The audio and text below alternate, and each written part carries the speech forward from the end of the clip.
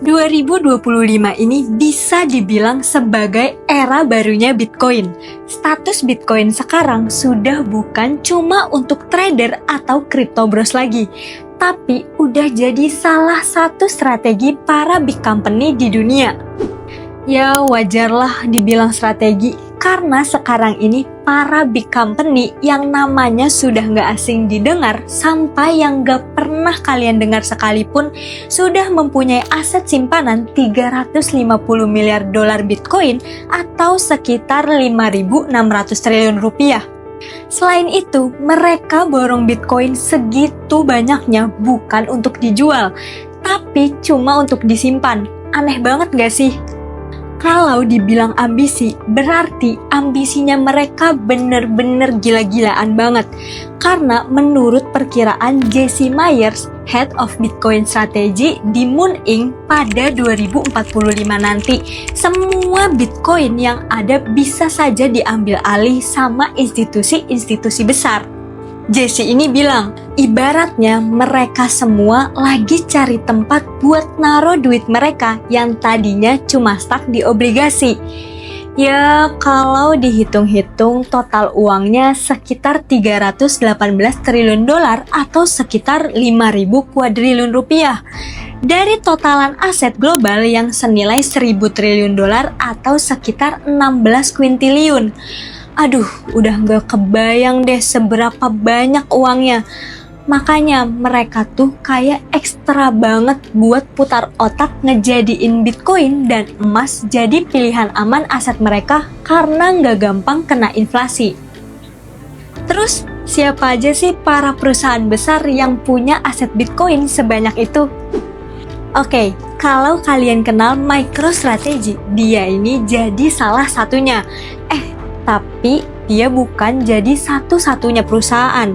Ada lagi namanya Metaplanet dari Jepang yang sampai buka cabang perusahaan di Amerika biar deket sama investor dari institusi besar.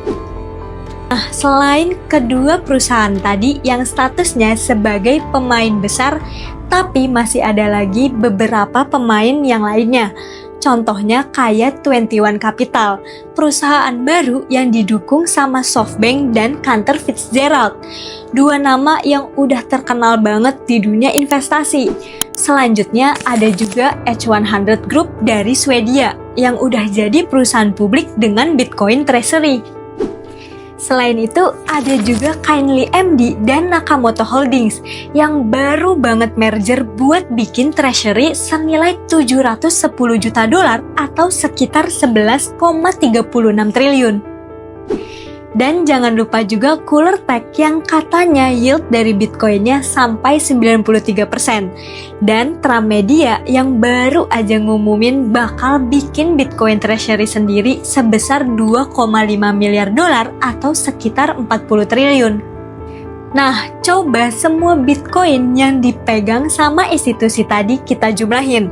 Mulai dari perusahaan publik, private, ETF, sama negara. Totalnya tuh ada sekitar lebih dari 3,2 juta Bitcoin. Ya kurang lebih nilainya sekitar 16% dari seluruh supply yang ada. Pertanyaan besarnya, kenapa perusahaan segila itu naruh duit di Bitcoin? Bukannya fluktuatif ya? Malah ada yang bilang katanya scam. Jawabannya, karena bagi mereka Bitcoin udah kayak store of value, aset pelindung nilai. Ya kayak emas aja sebenarnya. Tapi versi digital gak bisa dicetak seenaknya dan supply-nya terbatas. Apalagi perusahaan tuh perlu banget naruh dananya di tempat yang gak gampang tergerus inflasi atau fluktuasi kebijakan. Terlebih lagi pas kemarin waktu lagi hype banget ketegangan dagang antara Amerika dan Tiongkok. Karena pada saat itu akhirnya berujung pada produksi naik dan inflasi makin gak kepegang. Nah, kondisi kayak gitu keberadaan Bitcoin jadi opsi diversifikasi yang paling masuk akal. Dan perlu dicatat, ini bukan cuma soal simpan doang. Banyak dari mereka yang udah explore model yield. Ada yang pakai buat lending, ada yang staking, bahkan ada yang bikin obligasi konversi yang basisnya Bitcoin.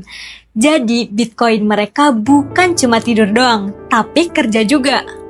Tapi tunggu, masih ada satu alasan lagi, yaitu positioning.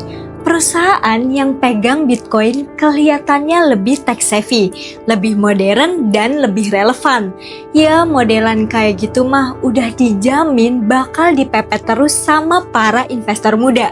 Makanya kalau sekarang kalian masih mandang Bitcoin sebagai alat buat duit cepat, ya sebenarnya sah-sah aja sih.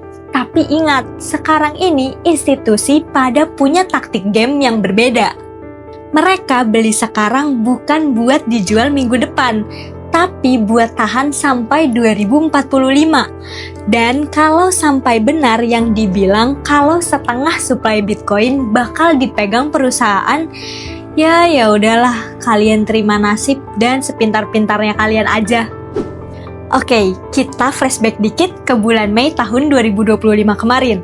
Bitcoin mencatat kenaikan 15% setelah sempat stagnan akibat ketidakpastian tarif. Dana mengalir ke ETF berbasis Bitcoin juga tembus 40 miliar dolar atau sekitar 640 triliun hingga pertengahan Mei lalu.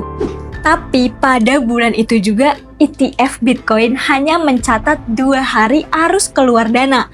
Likuiditas pasar kripto pun meningkat dengan data on-chain menunjukkan penurunan tekanan jual. Jumlah Bitcoin yang masuk ke bursa semakin sedikit, sementara pasokan stablecoin Tether USDT di bursa mencapai rekor baru. Dari sisi kepemilikan institusi, total Bitcoin yang dikuasai perusahaan publik meningkat 31% sejak awal tahun. Jadi gimana menurut kalian? Apakah Bitcoin masih layak jadi bagian dari strategi investasi jangka panjang? Atau kalian masih ragu karena fluktuasinya? Komen di bawah dan jangan lupa like, share, dan subscribe channel Digivestasi untuk update informasi menarik lainnya.